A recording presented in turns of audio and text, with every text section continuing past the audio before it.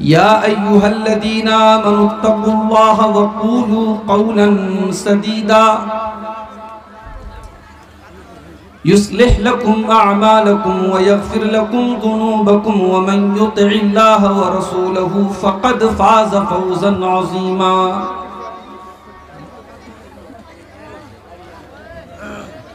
अम्मा बअदु फ़इन्ना ख़ैरल हदीथि किताबुल्लाह व ख़ैरल हदी हदी मुहम्मदिन सल्लल्लाहु अलैहि वसल्लम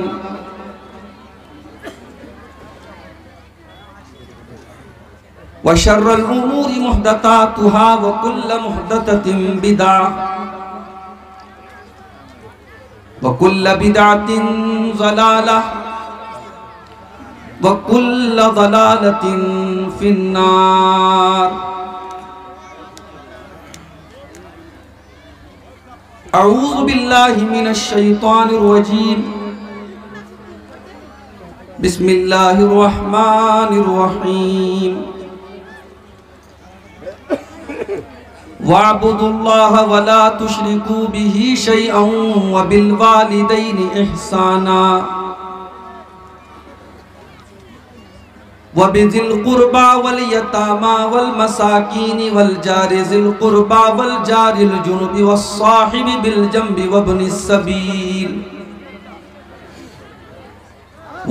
सबील वमा मलकत ऐमानुकुम इन्नल्लाह ला युहिब्बु मन कान मुख्तालन फ़ख़ूरा।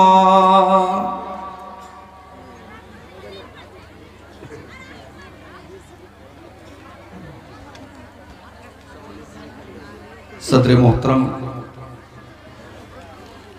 उलमाए किराम, मोहतरम बुजुर्गों, नौजवान भाइयों, पर्दा नशीन माँ और बहनों, प्यारे बच्चों, रात के तकरीबन 1:30 बजने वाले हैं। बड़ा खूबसूरत मजमा है। आम तौर से सीमांचल के जलसों में इतनी देर तक पब्लिक अब बैठती नहीं है, लेकिन मर्दों और औरतों दोनों का मुस्तकिल बैठे रहना मौसम के ठंडे होने के बावजूद ये बड़ी हिम्मत की बात है। मुझसे पहले आपने कई तकरीरें समाअत फरमाई। हमारे उत्तर प्रदेश से आए हुए हमारे बड़े अजीज दोस्त शेख अब्दुल अलीम जलीली मदनी हफिज़हुल्लाह का खिताब भी आपने समाअत फरमाया। अभी मुझसे पहले आपने बांग्लादेश से तशरीफ़ लाए हुए नौजवान ख़तीब का बांग्ला ज़ुबान में भी खिताब समाअत किया। मुझसे कुछ भाइयों ने दरख्वास्त की थी आज के प्रोग्राम के लिए कि शेख अगर मुनासिब समझे तो आज के जलसे में आप हुकूकुल इबाद के ऊपर कुछ गुफ्तगू करें। हुकूकुल इबाद क्या है मेरे भाई? हुकूक के माने होते हैं अधिकार, हक, और इबाद के माने बंदे। हुकूकुल इबाद हमारे ऊपर जो बंदों के हुकूक हैं, जो बंदों के अधिकार हैं, जो बंदों के राइट्स हैं, उनको हुकूकुल इबाद कहा जाता है। और अगर आप गौर करें तो पूरी शरीयत 2 चीजों का नाम है, एक हुकूकुल्लाह है, एक हुकूकुल इबाद है। आप नमाज पढ़ते हैं, ये हुकूकुल्लाह में से है।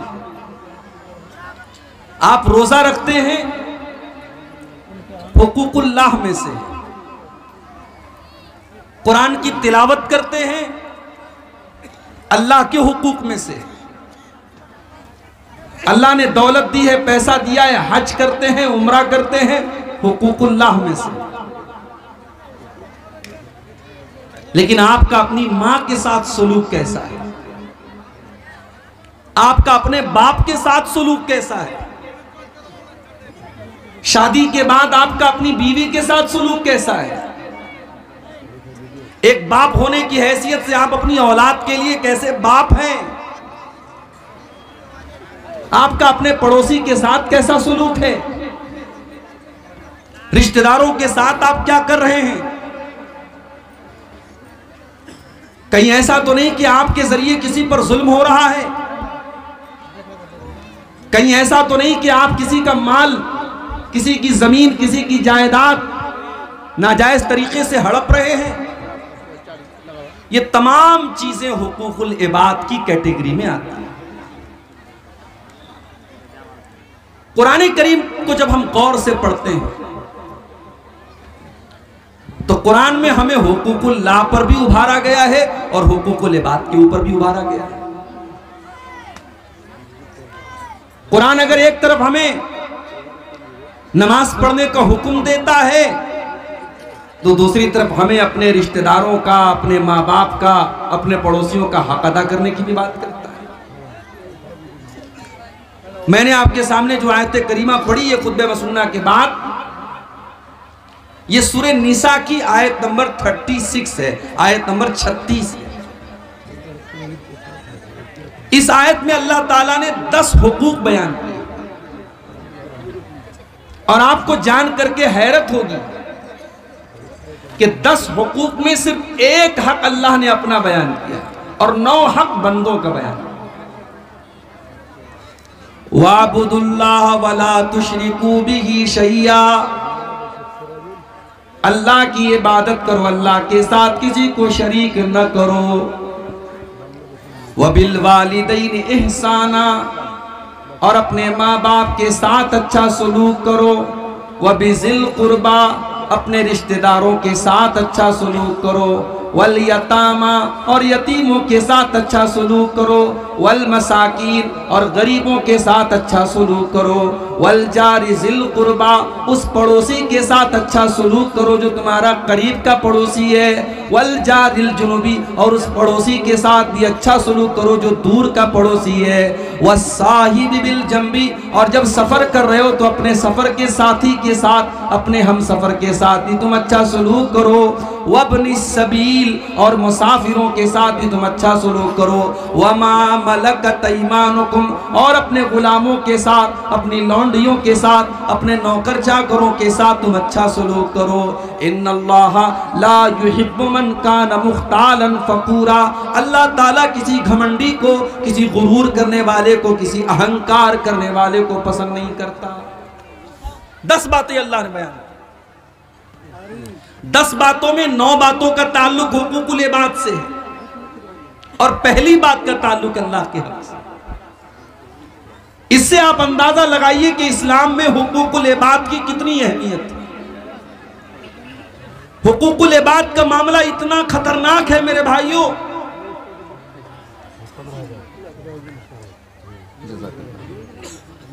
इतना खतरनाक है इसका मामला कि कयामत के दिन दुनिया में हम जो नेकियां करके गए हैं, जो नमाजें पढ़ के गए हैं, जो रोजे रख के गए हैं, जो हज करके गए हैं, बर्बाद हो जाएंगे अगर हमारा हुकूकुल इबाद का मामला कर रहा है।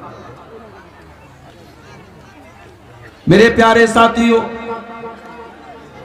आप कभी हज करने अगर गए होंगे या जाएंगे, अल्लाह ताला तौफीक दे, सऊदी अरब की सरजमीन पर आपके इंडिया का रुपया नहीं चलता है, वहां रियाल चलता है।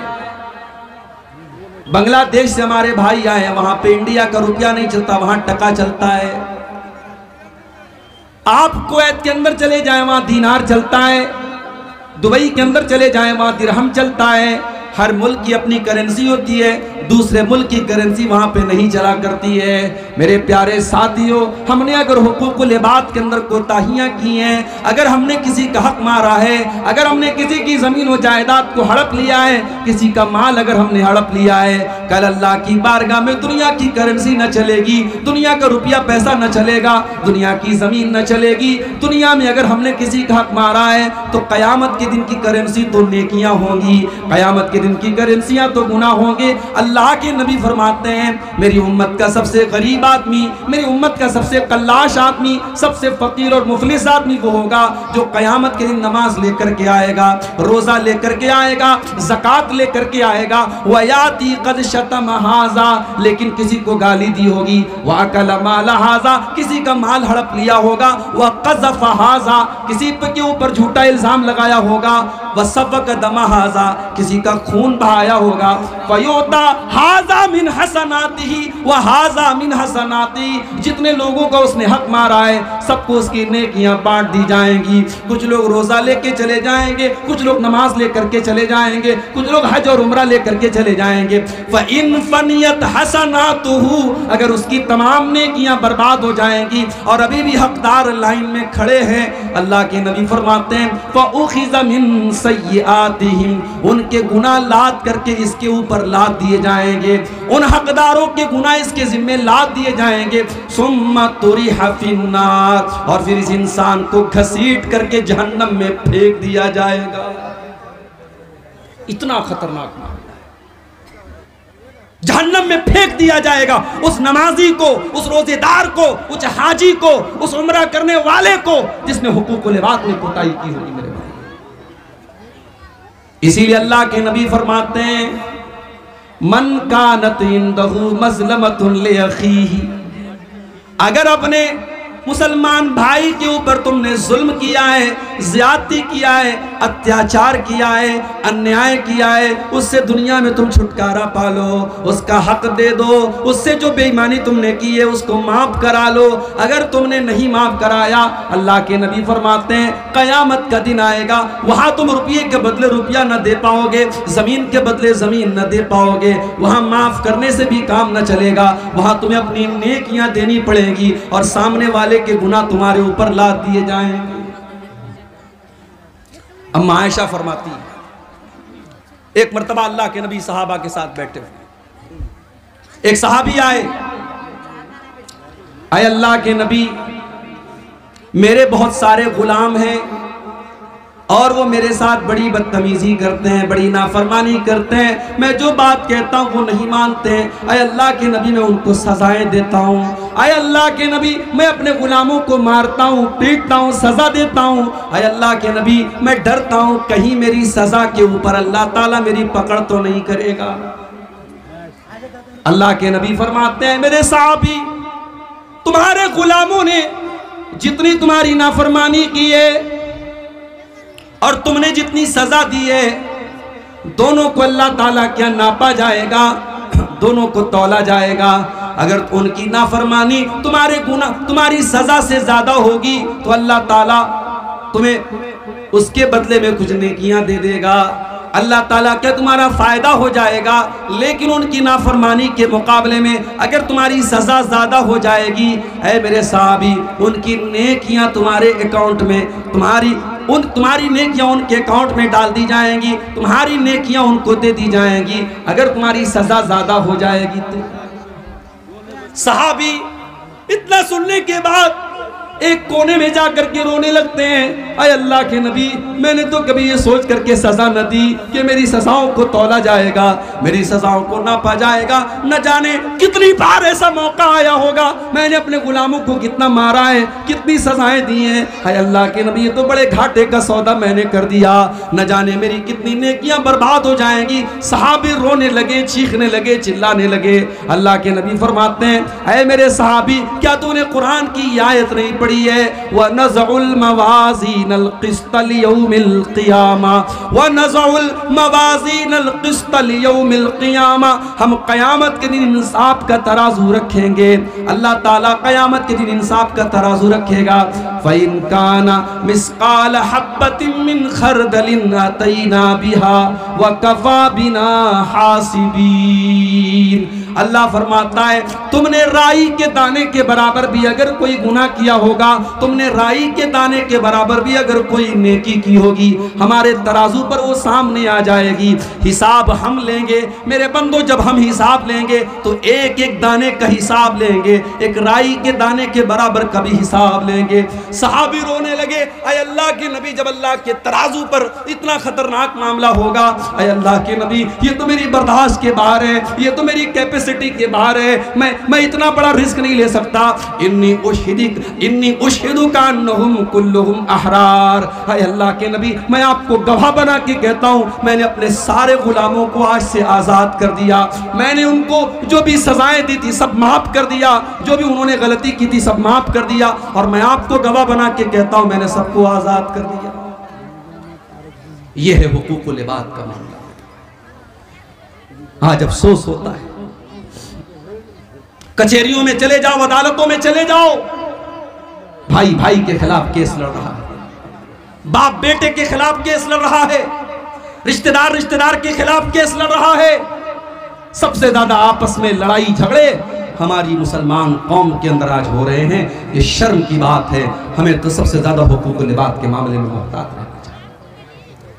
मेरे प्यारे भाइयों, अल्लाह के नबी गारंटी देते उस इंसान को, आपने फरमाया अना ज़ईमुन बिबैतिन फी रबज़िल जन्ना, मैं जन्नत के बीच में, मैं जन्नत के दरमियान में उस इंसान को मकान की गारंटी देता हूँ। वो लोगों कटिहार में ज़मीन खरीदने वाले बड़े खुशनसीब अपने आप को मानते हैं, पूर्णिया और अररिया में ज़मीन खरीदने वाले अपने आप को बड़े खुशनसीब मानते हैं। मेरे नबी तुमको जन्नत में ज़मीन दिला रहे हैं, मेरे नबी तुमको जन्नत में प्लॉट दिला रहे हैं, बस एक काम करना है, अना ज़ईमुन बिबैतिन फी रबज़िल जन्ना, मैं जन्नत में उसको मकान की गारंटी दे रहा हूं, मैं जन्नत में उसको फ्लैट की गारंटी दे रहा हूं, मैं जन्नत में उसको बिल्डिंग की गारंटी दे रहा हूं। लिमन तरकल मिरा व इन काना मुहिक्कन, जो हक पर रहने के बावजूद झगड़ा छोड़ दे, वो इंसान हक पर है फिर भी झगड़ा नहीं कर रहा है, लड़ाई नहीं कर रहा है, वो लड़ाई करना छोड़ दे, झगड़ा करना छोड़ दे, मैं उसको जन्नत की गारंटी देता हूं। आज तो जरा जरा सी बात, भाई भाई से ताल्लुक तोड़ लेता है, बाप बेटे से बात नहीं करता है, बहन भाई से बात नहीं करती है, यहां तक दुश्मनियां हो जाती हैं। इंसान मरने लगता है, अपनी औलाद को वसीयत करके जाता, खबरदार मेरे भाई से तुम ताल्लुक मत रखना, मेरे बाप से तुम ताल्लुक मत रखना, मेरी बहन से तुम ताल्लुक मत रखना। जिंदगी भर दुश्मनी करने के बाद अपनी औलाद को वसीयत करके जाता है कि तुम उसके साथ ताल्लुक मत रखना। मेरे प्यारे साथियों, क्या आपने अल्लाह के नबी की वो हदीस नहीं सुनी? आपने फरमाया ला यहिल्लु लिमुस्लिमिन अन यहजुरा अखाहु फौqa सलास, किसी मुसलमान के लिए जायज नहीं है अपने मुसलमान भाई से 3 दिन से ज्यादा ताल्लुक तोड़ ले, 3 दिन से ज्यादा नाराज रहे, 3 दिन से ज्यादा बोलचाल बंद कर दे, किसी मुसलमान के लिए जायज नहीं है। इसीलिए हमारी शरीयत कहती है जब भी अपने मुसलमान भाई से मिला करो तो सलाम किया करो। मेरे भाइयों, ये सलाम कोई मामूली चीज तो नहीं है। दुश्मन भी आपको मिलेगा, आप कहेंगे अस्सलामु अलैकुम, आपने सलामती की दुआ कर दी। अगर आपने कह दिया व रहमतुल्लाहि व बरकातुहु, आपने रहमत की दुआएं कर दी, आपने बरकत की दुआ कर दी। आपका दुश्मन है, आपसे ताल्लुक नहीं है, आपसे दुश्मनी है, लेकिन आपने जब सलाम कर दिया सारे दिल का गुबार निकल गया। आपने सामने वाले के लिए सलामती की दुआ कर दी, रहमत की दुआ कर दी, बरकत की दुआ कर दी। इसीलिए अल्लाह के नबी फरमाते हैं सलाम को बढ़ाया करो, सलाम को फैलाया करो। जब तुम सलाम को फैलाओगे तो आपस में मोहब्बत पैदा हो जाएगी और दिल से नफरत मिट जाएगी, दूरी मिट जाएगी। इसीलिए जब किसी से ताल्लुक तोड़ते हैं तो सबसे पहले सलाम कलाम लोग बंद कर देते हैं, कहते नहीं यार उससे सलाम नहीं करेंगे, मुझसे ताल्लुक नहीं रखेंगे। शरीयत ने इसीलिए पहले सलाम करने का हुक्म दिया, जब भी आपका मुसलमान भाई मिले आप सलाम करें। और एक बात और नोट कर लो, सलाम का कोई अल्टरनेट नहीं है।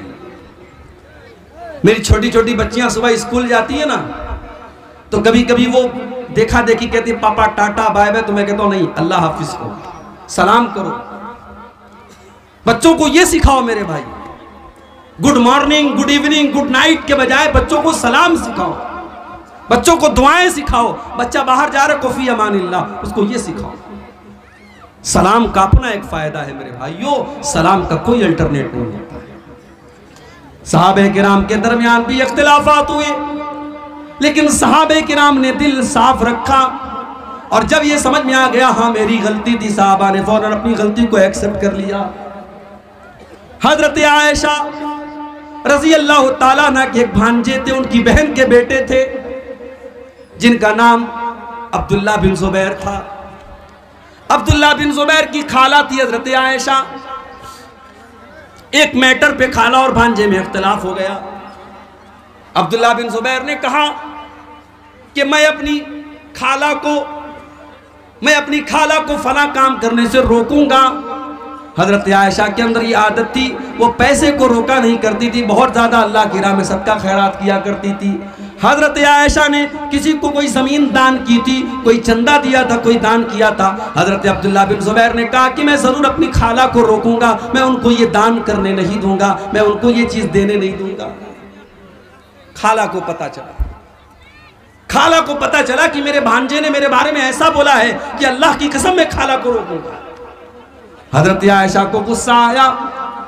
बुखारी के अल्फाज हैं, अम्मा आयशा ने बड़े गुस्से में फरमाया कि आज के बाद मैं अब्दुल्ला बिन जुबैर से बात नहीं करूंगी, अपने भांजे से बात नहीं करूंगी। ओ लोगों, इंसान तो दोनों हैं, अम्मा आयशा भी इंसान है, भांजा भी इंसान है, दोनों सहाबी है, और दोनों को गुस्सा आ गया। अब्दुल्ला बिन जुबैर की बात सुनकर के अम्मा आयशा ने कहा मैं आज के बाद कभी उनसे बात नहीं करूंगी। हम होते तो क्या करते, हमारी खाला अगर बोल दे हम अपने भांजे से बात नहीं करेंगे, हम कहेंगे हम आपसे कम थोड़ी हैं, आप हमसे बात ना करें, हमारा आपके बगैर काम थोड़ी रुका है, हमारा तो मिजाज ऐसा है मेरे भाई। हमसे कोई दुश्मनी कर ले, हमसे कोई बातचीत बंद कर ले, हमें कोई फर्क नहीं पड़ता। हम कहते तू शेर है, तुम सवा शेर है, हम तेरे ईंट का जवाब पत्थर से देंगे। लेकिन साहबे किराम ऐसे नहीं थे मेरे भाई। अम्मा आयशा नाराज हो गई, खाला नाराज हो गई, और आप जानते हैं कि खाला का मकाम बड़ा ऊंचा है। जिनकी खालाएं जिंदा हैं, मेरी माँ का इंतकाल हो चुका है, लेकिन मेरी तीन खालाएं मौजूद हैं। आज भी जब अपनी खालाओं से मिलता हूँ, अल्लाह की कसम मुझको अपनी माँ याद आ जाती है, मुझे अपने नबी की हदीस याद आती है, अल खालतु बिमंज़िलतिल उम्मी, खाला माँ के बराबर हुआ करती है। अगर आपकी खालाएं, अगर आपकी मौसी है, अपनी खाला की इज्जत करो, उसको माँ के जैसा सम्मान दिया करो। खाला नाराज हो गई। अब्दुल्ला बिन जुबैर परेशान है, खाला को कैसे मनाऊं, खाला तो बात करने को तैयार नहीं। अब्दुल्ला बिन जुबैर जानते थे कि हजरत आयशा अल्लाह के प्यारे नबी से बहुत मोहब्बत किया करती थी, और नबी के इंतकाल के बाद जो नबी के रिश्तेदार थे, नबी के चाहने वाले थे, अम्मा आयशा उनसे भी बहुत ज्यादा मोहब्बत किया करती थी। अब्दुल्ला बिन जुबैर के दिमाग में एक आइडिया आया। उन्होंने दो सहाबी को पकड़ा। ये कौन से दो सहाबी थे? ये अल्लाह के रसूल के नानिहाल के खानदान से इनका ताल्लुक था। ये बनु ज़ोहरा से ताल्लुक रखते थे, ये अल्लाह के नबी के नानिहाल वाले कबीले से ताल्लुक रखते थे। और हजरत अब्दुल्ला बिन जुबैर जानते थे कि अम्मा आयशा अपने नबी के नानिहाल वालों से भी बहुत ज़्यादा मोहब्बत करती हैं। दो लोगों को पकड़ा, कहा कि भाइयों देखो ऐसा ऐसा मैटर है मेरे साथ, मेरी खाला मुझसे बहुत नाराज है और मुझे अपनी खाला को मनाना है। बस आपको एक काम ये करना है, मेरे साथ चलना है, और मैं जब अपनी खाला को मनाने लगूं तो आपको थोड़ा सा मेरा सपोर्ट करना। अब यहां एक मसला और समझ लो। जब दो लोगों के बीच में झगड़ा हो गया तो झगड़े को सुलझाने के लिए शरीयत ने बहुत उभारा है। अगर दो लोगों के बीच का झगड़ा चुकाने के लिए आपको झूठ बोलना पड़े तो झूठ भी बोल सकते हैं, हालांकि झूठ बोलना बहुत बड़ा गुनाह है। शरीयत की नजर में झूठ बोलना बहुत बड़ा गुनाह है, मगर दो लोगों के बीच में झगड़ा हो जाए तो अल्लाह के नबी क्या फरमाते हैं, लईसल कज़्ज़ाबुल